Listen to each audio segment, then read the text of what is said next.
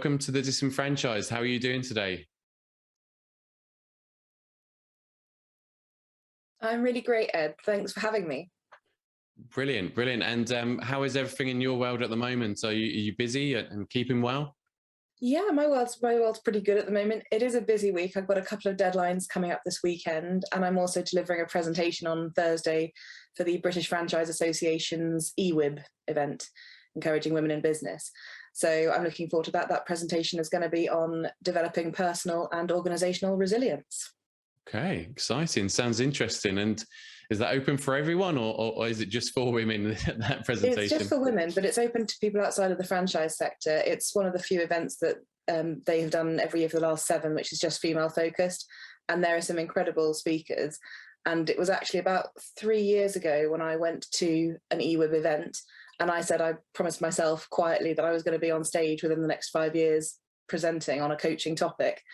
And here I am this week going to talk about resilience. So I'm really happy. That's a little personal goal one. Fantastic. Yeah, that's really good, and that obviously ties in quite a bit to what you're doing nowadays, which we'll come on to. But before we do, I just want to start with asking you your first job. My first job, gosh, that's quite a while ago. I suppose my first job was working in the summer holidays for my parents' company, Drain Doctor. It was my first foray into franchising. They took on a master license of an American franchise company when I was 9 years old. And whilst they didn't start me working quite that young, I was probably 13, 14, 15 when I'd go into work during some holidays. And I did everything from printing out technician training manuals and franchise operations manuals, manning phones, checking off invoices, basically seeing how a head office operation ran. And that's really exciting. I really enjoyed it. Yeah, wow, that's quite an interesting role to start off with, straight from education. So I know you've gone through and obtained a law degree. So I guess that was maybe not the first kind of world you expected to go into, or was that always on the cards from like the age of 9? What, You were being a lined up. lawyer? Oh, no, no, no. Sorry, working for Drain Doctor. No, so I suppose I enjoyed doing it because I'm close to my parents and they used to talk to me a lot about business, and I always found it really interesting. And when a lot of kids would sort of probably go, I want to go running off and playing with my friends, I would be asking my parents how business was and what was going on, and what franchisees were coming in for training and what was happening. So I suppose for me, I've always been interested in it, which is probably why when I did qualify as a lawyer and I did do my training, I focused a lot on franchising. And even in the training seats I did when I was at my law firm, you have to do 2 years training before you can qualify after law school. And I chose seats that were all related to franchising. So I did some seats in commercial with a strong franchise firm, and litigation, again, with franchise cases going on, and then things like commercial property and employment that worked alongside and supported franchise teams. So I got a pretty good grounding in that then, but a lot of it stemmed from my earlier life with my parents just talking about business and specifically about franchising. Yeah, fantastic. So, what was it like for your parents then on a day-to-day basis? Were they around a lot, or was it kind of they were always working? I imagine as a franchisor, they're quite busy. They've got a lot of responsibilities. Yeah, they definitely put in the hours, and I suppose whilst I remember them working hard and I remember spending time in the office, I still also had a good life with them. I still, we went on holidays regularly. I was with them every weekend, and they would help me with homework. I still very much remember them being present in my life. But I think what they did is they set up a team pretty quickly in head office. So it wasn't just them doing everything.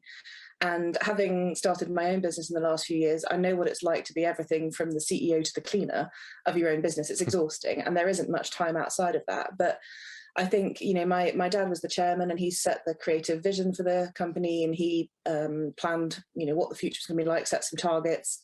And then he worked on getting people in who were the head of the accounts team. My mother was responsible for all franchise sales, so she was responsible for growing the network. He got people in for training and operations, national accounts in time. So I think probably where my dad's experience in business, and he'd been in business for a good sort of 30 years before that, had been putting the right people in place quite quickly. And that's something that I think is a really positive step for franchisors. As soon as you can outsource, delegate, build a team, probably the better. Yeah, it's interesting. Do you think that's the case for all businesses? You know, outsource the bits that you're not so good at, maybe? Yes, although if I'm honest, I'm not quite following my father's example in that, because I'm now, I have two hats. I'm a franchise specialist lawyer and I consult with NMW, Franchise Legal Services, but I'm also a coach and mentor. And for that, I have a separate business. But um, both of my particular career options, I can do most of the stuff myself. Whether I should or not is a different matter. And what I've been saying recently is I need to get maybe a virtual assistant or outsource my bookkeeping, things like that, because it's stuff that takes time. And if I was actually spending that time giving legal advice or coaching, I'd probably be, in a better financial position, and I'd probably be doing more of the work I love. There's always stuff in business that as soon as you can outsource, you really should. And when I then sort of spoke to an accountant and got some of that outsourced, and I spoke to a website developer who's helping me with my website now, it all became much easier. And I'm not afraid of spending the money to do that, because I know it'll get done well, probably better than if I did it myself. And also it's taking a pressure off me, so I don't have to think, now I finished a hard day's work, let's write some content for the website, let's work out how to set up MailerLite or anything else. There are so many different facets to it, which if you do all of it, it's just overwhelming. Yeah, I can understand that completely. So, just to go back in your career a little bit, then. So, trained to be a lawyer. Was that something you always wanted to do in kind of your? No, I actually did a politics degree first, because I was interested in politics, and my parents said, if you're going to go to university, make sure you do something you're interested in. And that was my sort of initial interest. And then in my second year of the politics degree, I went to the House of Lords to shadow Baroness Miller of Hendon, and I watched some really great stuff, including I watched the Equality Bill going back and forth between the House of Commons and the House of Lords and being debated. And I really liked the process. And this is going back some time now, but I really did enjoy that. And I said to my parents, I think I want to do a law degree. And they are really supportive, but they sort of put me through my paces and said, figure out really if you want to do this and why. And it was a fairly natural progression on, but it certainly wasn't something I'd planned to be. I don't think anyone's 5 years old and thinks I want to be a lawyer, but maybe I'm wrong. I've not met anybody yet, I'm afraid, but I know people 55 years old who have been lawyers for 20 years and don't want to be lawyers. So I take it, well, we know that you moved into a role. So after Drain Doctor, when did you become a lawyer? What kind of were your next steps in your career? So I qualified, well, I started training in 2009 with a firm in Norwich, and a firm with a franchise specialism. And I qualified in 2011, 2 years later. And since then, I've always worked in the franchise sector. Within, any firm I've worked for has either had or developed a franchise offering. And now I consult with NMW, which is a boutique franchise firm, and that's all we do. Yeah. Okay. Interesting. And when you say work with a franchise industry, is this with the franchisors or with the franchisees, or both? Both. I mean, predominantly I specialise in franchisor work. I draft lots of agreements for franchisors, but I also advise on franchise resales, for example. So when a franchisee is either selling or buying a going concern business. And my colleague Nina does a great deal of franchisee support work. She reviews agreements and helps them either just taking on a brand new franchise, or if they're extending their current offering a franchise, if they're taking on, for example, multiple territories or multiple businesses under their umbrella. Yeah. Okay. And I think from my experience of speaking to people in the franchising industry, the agreement is one of the most important parts of it. So, in your experience, what is the most important kind of elements of that franchising agreement? And obviously, only share what you're able to share. Yeah, no, I mean, certainly I can share what's important about it. I think it is important, but more important than that is the relationship between franchisor and franchisee, and the agreement just conceptualizes that. If a good franchisor has gone through the process with a franchisee about buying into the network and taking on a territory, usually they'll have done a lot of the work so that when the franchise agreement arrives, it shouldn't be a surprise to the franchisee, because it really should be just conceptualizing what's required. And importantly, the franchise agreement sets out what you can do under that brand with that system and for how long. And then it gives franchisors obligations. The franchisor will help train and support the opening of the franchise area. It'll provide ongoing guidance and assistance. It might have a website and maintain website and other marketing channels on behalf of the franchise network. And then it will have franchisee obligations to, operate the business in accordance with the franchisor's instructions and to take on, the staff it needs to run the business, all things like that. And it basically governs the whole life of the franchise. So it goes right from granting the franchise and the day one, how to start, through training, operation, management, expansion, to then either sale or termination or expiry. So the idea is it covers quite a lot in usually a 5 or a 10-year term. Okay, and this is something I've been interested to try and find out, is why are some 5 years and why are some 10 years? I think anybody buying a license would typically want 10, maybe, to get the maximum value. Yeah. You can do, and some are longer. McDonald's, I believe, is 20 years, or certainly it used to be. But quite often, the reason it's 5 years is because some people who have been employed for a long time and they're now going self-employed, they want a commitment from both themselves and the franchisor, but they don't necessarily want to think it's going to be 10 or 20 years of my life. They might only want to sort of, they're committing for 5 years with a right to renew. And that's really crucial. Every franchise agreement should really have that right to renew. So a franchisee can build up a customer base, build up a business in that territory, and then renew it if they want to, and providing they're not in breach or anything. But in terms of the length of the agreement, it should be enough time so that a franchisee can make a return on their investment. So often it will depend on the level of buy-in and the amount of the initial fee and any extra costs for vehicle or equipment. So sometimes you can see an agreement for 7 or 10 years, which is geared based on if a bank is going to lend a franchisee the money to buy in, how long will it take to repay that loan? And they want to make sure that the business is going to be going for long enough that the money can come in and do that, and then also hopefully make a profit at the end. Yeah, that definitely makes sense. And is it pretty commonplace that a franchisee will sell their license before the end of their contract? Yes, I'd say so. Whether it's commonplace or not, they might renew it first for another 5 years. So they could be at, say, year 7 or 8 of the second part of their term, but they should be encouraged to sell it. And actually, that's good for the franchisee, who then realizes a return not just on their investment but on how they've built the business, and they really do benefit from the goodwill they've created. And it's good as a success story for the franchisor to say this franchisee joined us and has built this great business in this territory, and they're now selling it for a lot more money, which is a really good success story for both of them, actually. Yeah, definitely. But I guess it throws up a slight challenge of the franchisee might want to sell it fairly quickly, and they may have personal reasons for that quick sale. But the franchisor obviously wants somebody who's going to come in and hit the ground running with that territory, especially as it's so successful. So do you see that challenges between franchisor and franchisee with those resales, or are they typically pretty aligned?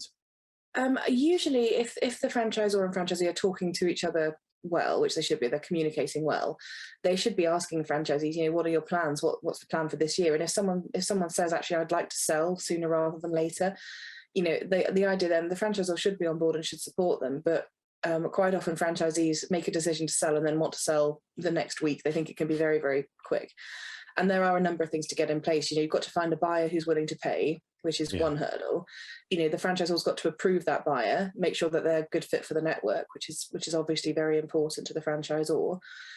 They've then got to put in place, it might be that buyer is coming out of employment, so they've got to hand in notice. Then the franchisor is going to have to train the incoming buyer.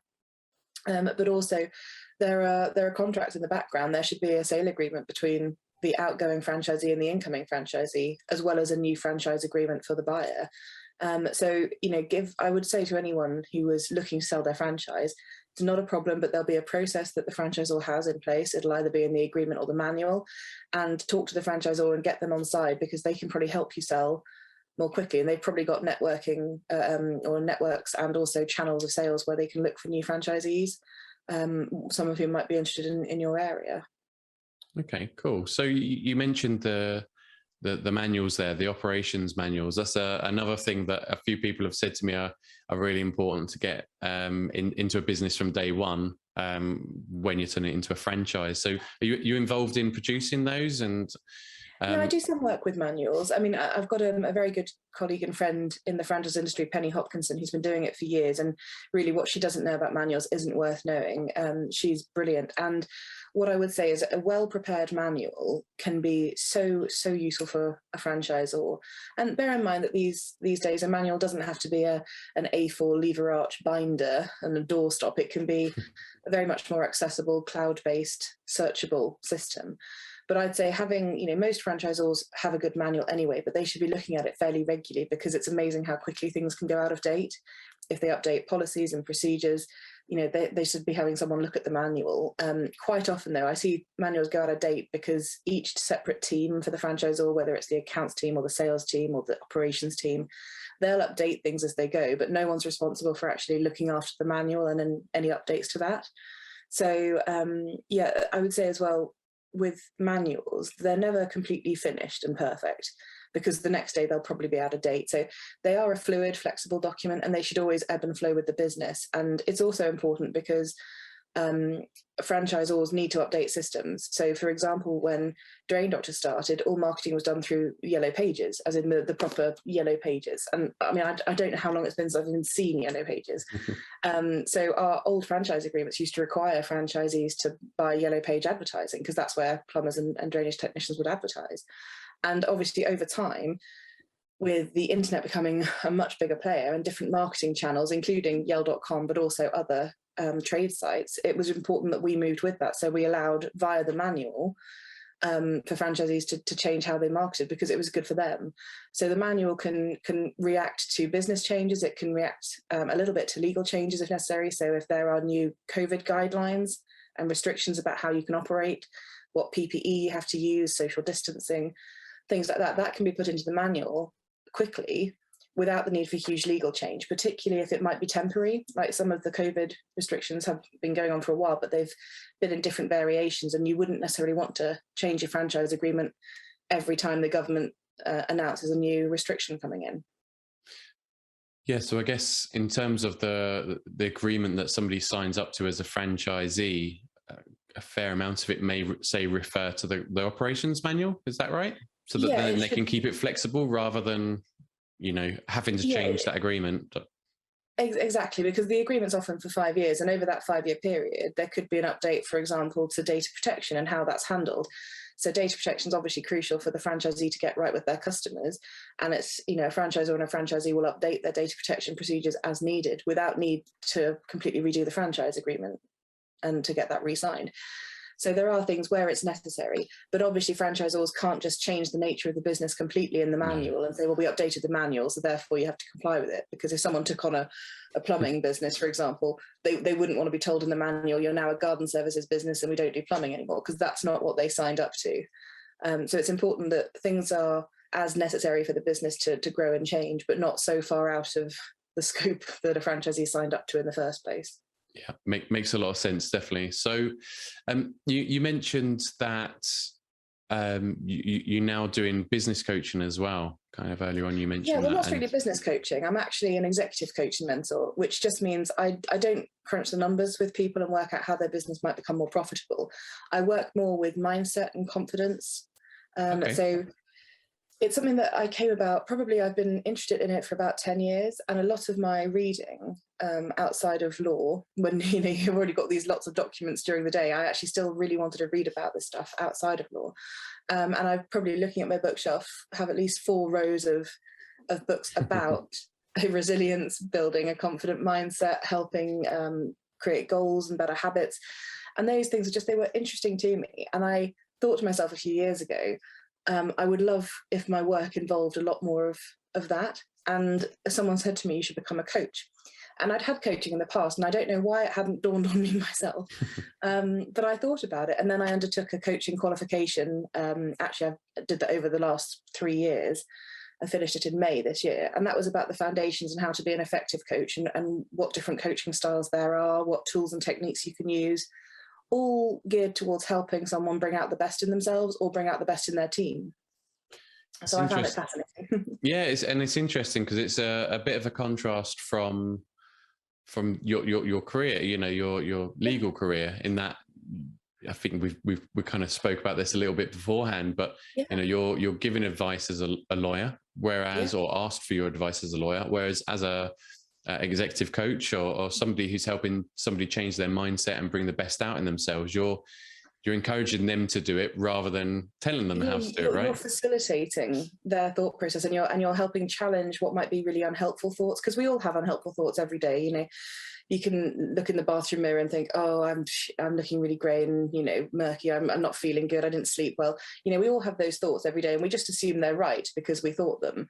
And some of them might be factually correct. Some of them might just be the way we're feeling. And a good coach will help you challenge thoughts. So I'm thinking more in terms of business. People might say, well, I'm a bit scared to go for that deal, or to make that tender, or to look at buying that company, because there are some risks involved. And then it's drilling down to where that fear comes from, or what's actually underlying it, so you can bring it out to the surface. It's probably an uncomfortable conversation sometimes, but you tend to then find a way to move through it, or you challenge the thoughts that someone's holding enough to give them a bit more light on those thoughts, because it's very easy just to think, well, that's my thought, and put it to one side.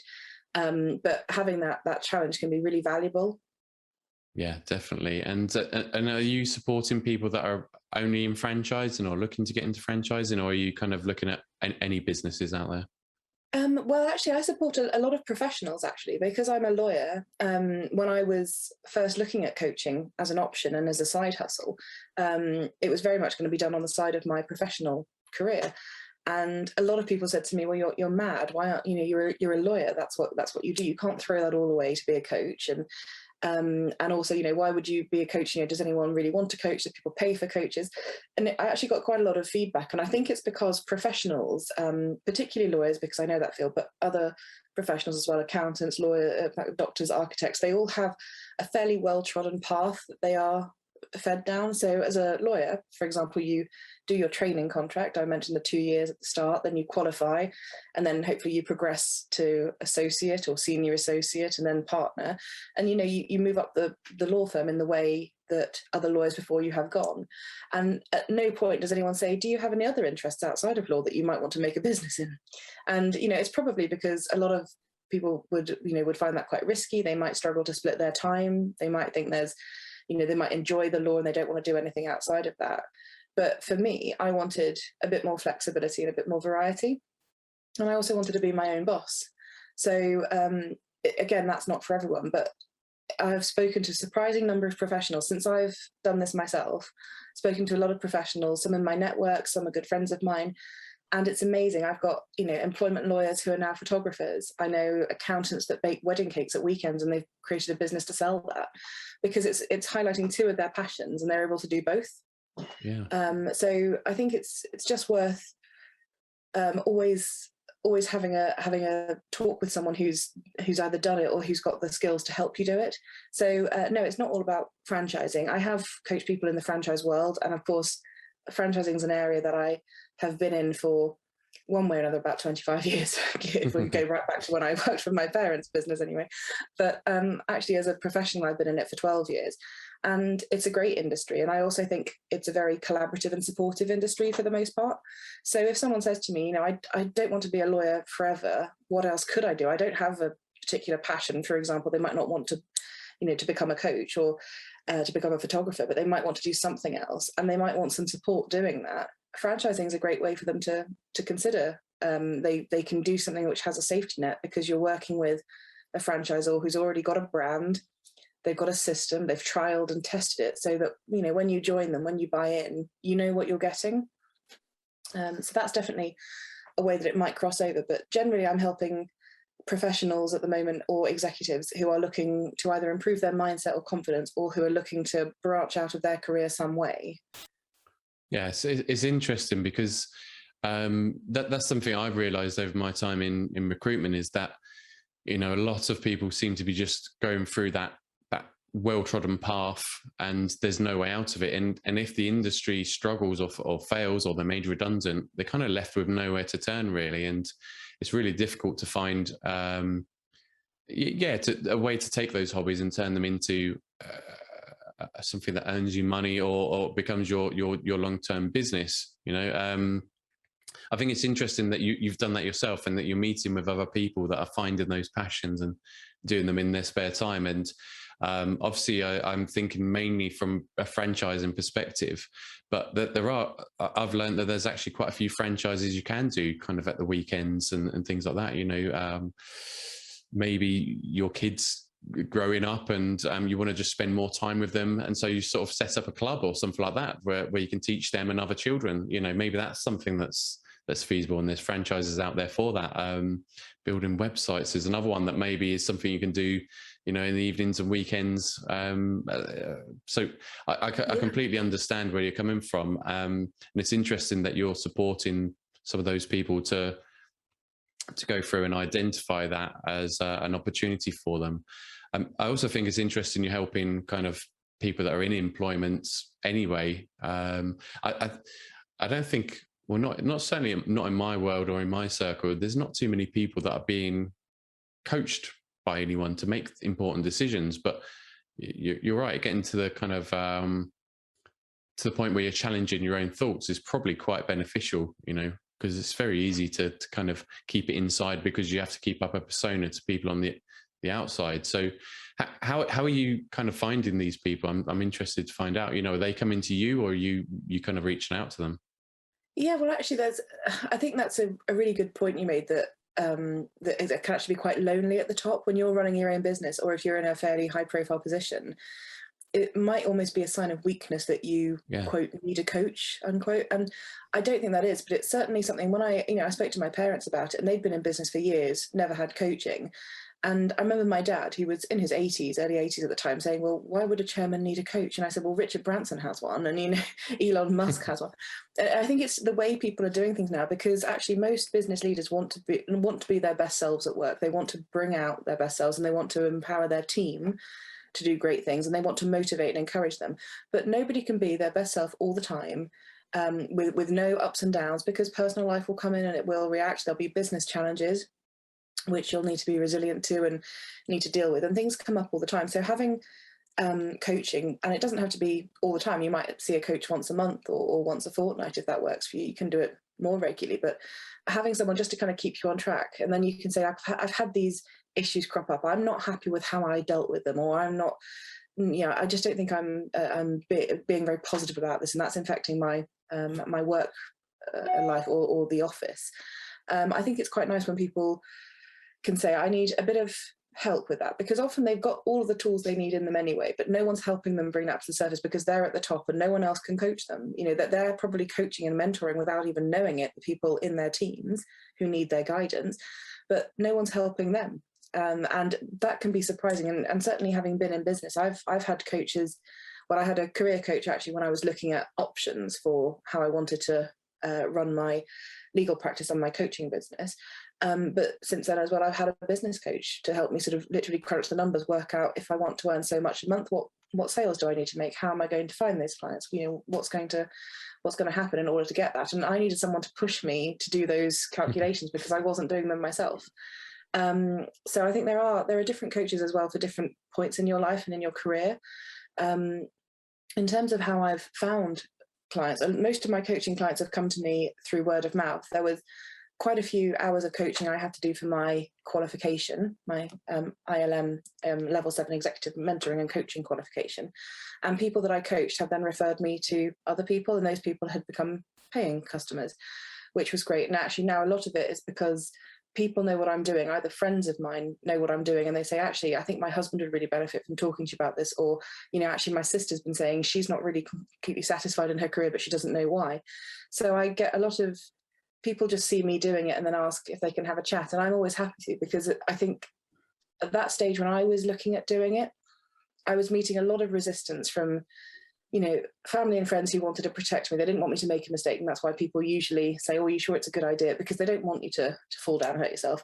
But also I didn't have anyone saying, of course you can do it. Why can't you? Let's think this through. Let's plan it out.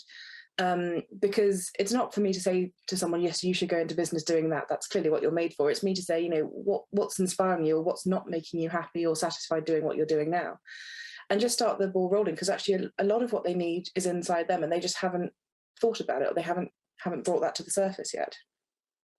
Just sort of it's very interesting, but just sort of going back to the external persona piece as well.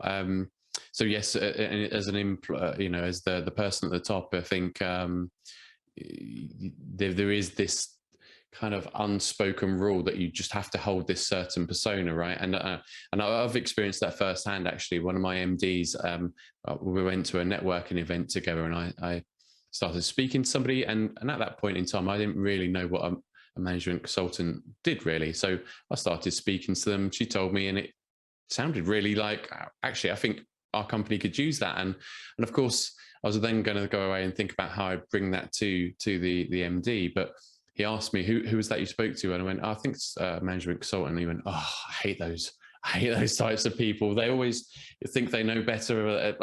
And I realized afterwards that it's just very short-sighted he was in that scenario. But also it was because he felt like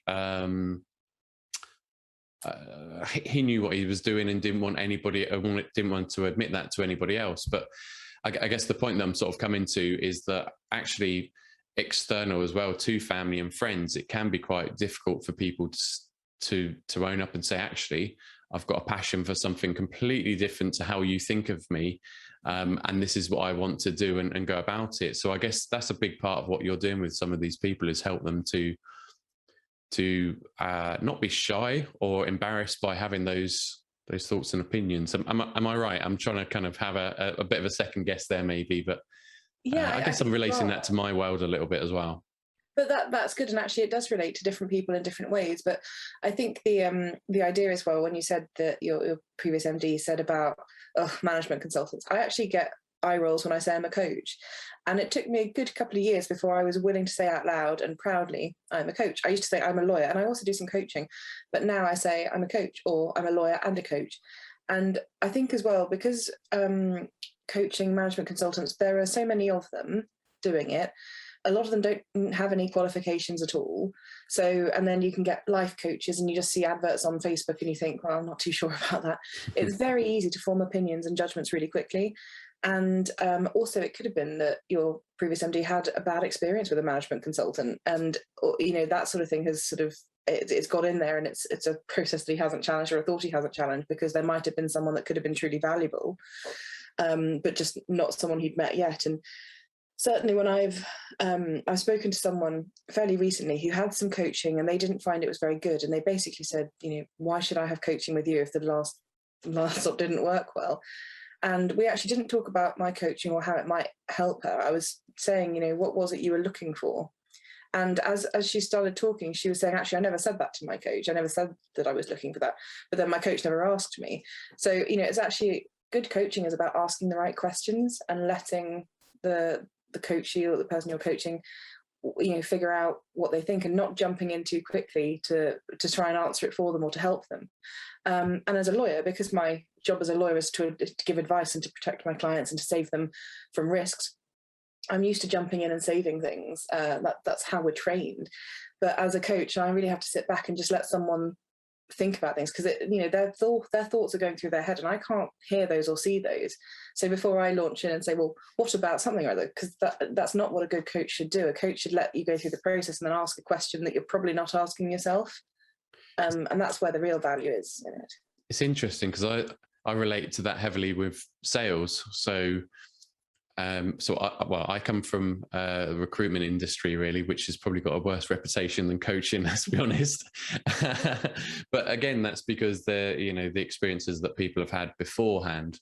But in terms of that sales piece, so a lot of the times what I think people do wrong when they're selling is they're very keen and eager to talk about the benefits and what they can provide to that client and why they're the best company to work with. But actually, if you take that more consultative approach where you're kind of actually ask the question, so what is it that you want to achieve within your business? What are the challenges you're facing right now? What's going great in your business? That's where then you can start to find where your solution ties in with their challenges or successes, and where you can help them. And then you can kind of give them the key benefits that match up to those. And I guess that's kind of similar in a way. And it's just interesting how the two industries kind of relate to each other. And yeah, and I I guess think it shows that probably there's in skills most that everyone industries you has get that are something similar. oh, sorry. No, that's fine. Look, there was a delay.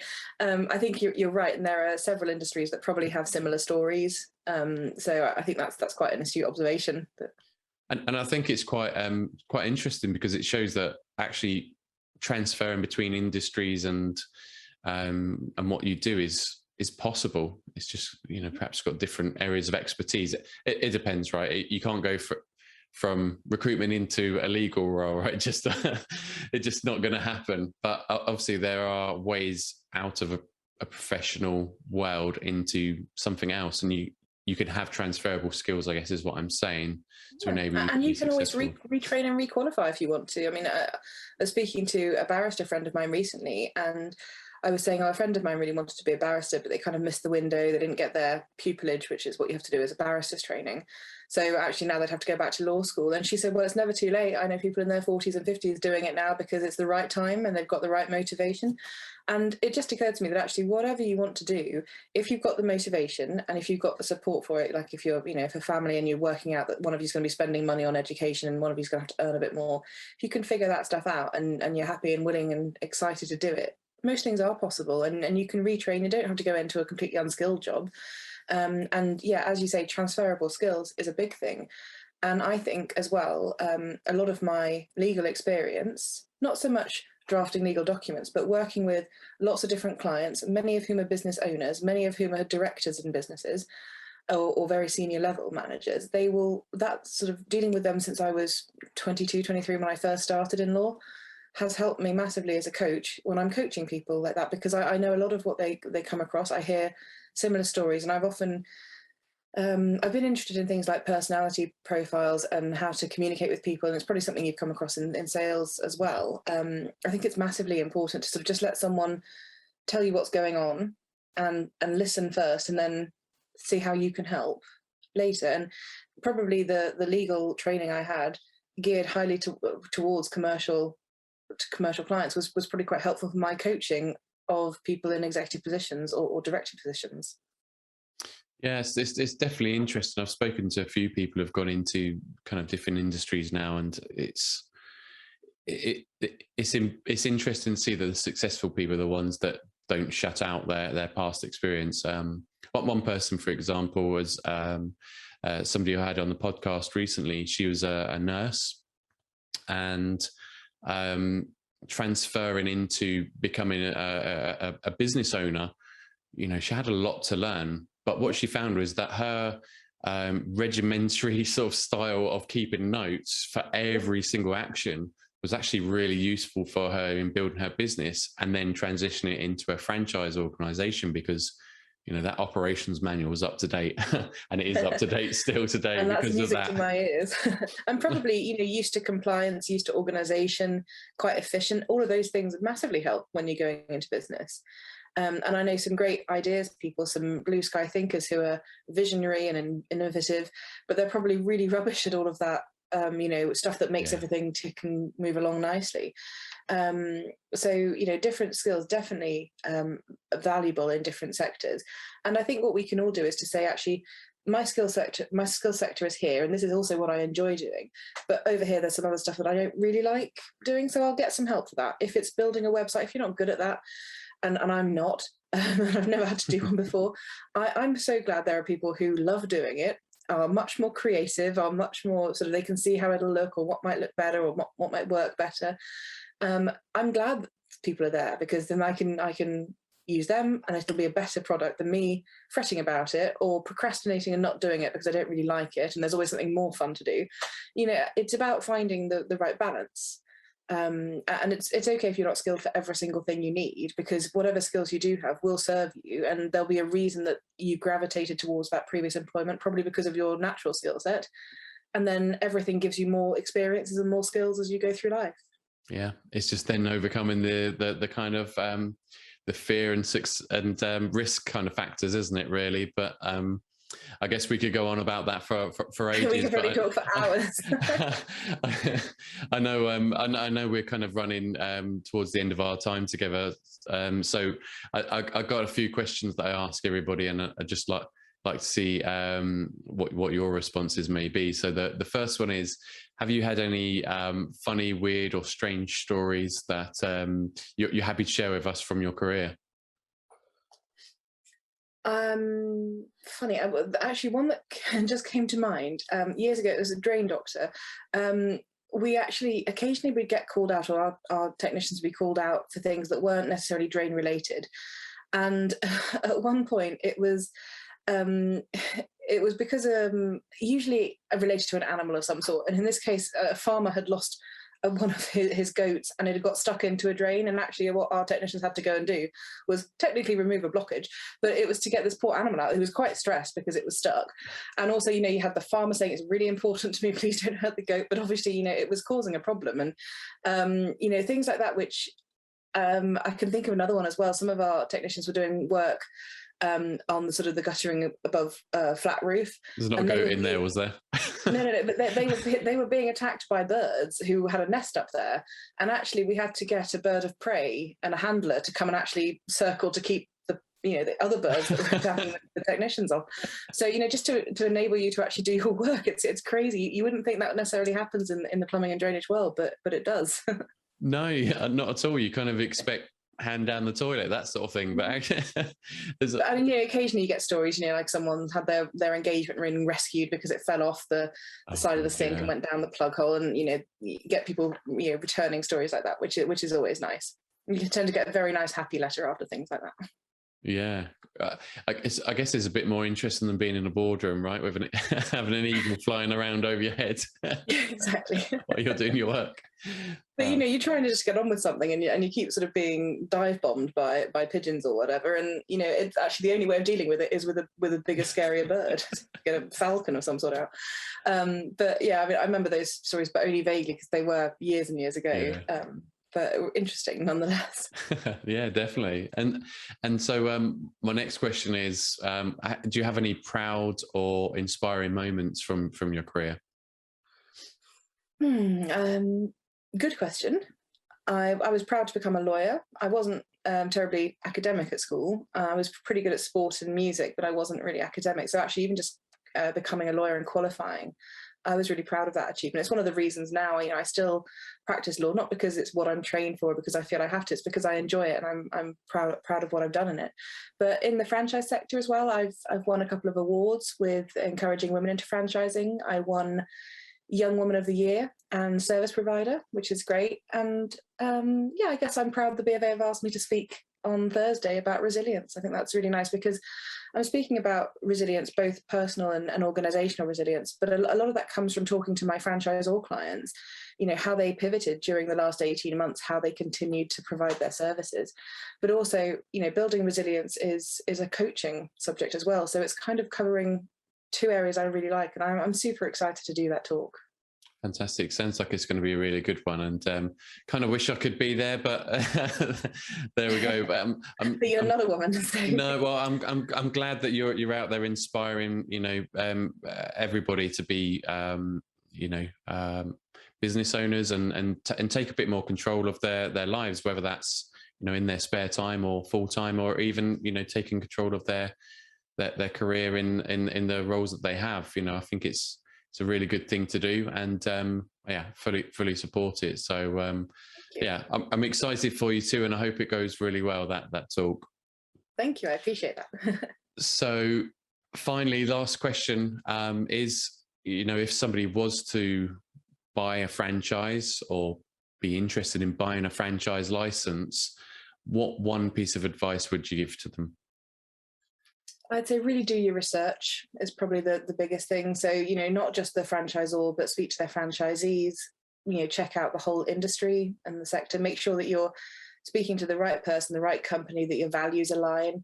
And then, in doing your research, make sure you take some advice, have a contract reviewed by a good franchise lawyer, someone who sees them all the time and can tell you, it's really quite low value, and it's important when you're spending a few thousand or more on a license to take, you know, a few £100 worth of advice up front to make sure that you're satisfied and content with what you're signing.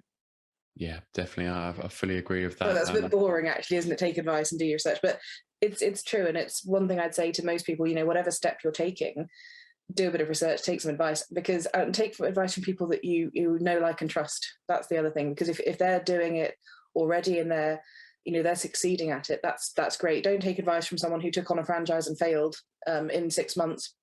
It might not have been their fault. It might have been something to do with the franchise model. But, you know, look at people who are doing it well and ask them, you know, what actually happens? What didn't you know when you took this on, and what would you tell other people now? I think it ties into what we were talking about earlier quite nicely, actually. Ask questions first before taking any action. So, yeah, I think it's good advice, as you can tell. So thank you very much for your time today, Vicky. It's been a real pleasure speaking with you. And thank you for sharing your stories and time with us and advice. And yeah, have a good day. It's great speaking to you too, Ed. Thank you.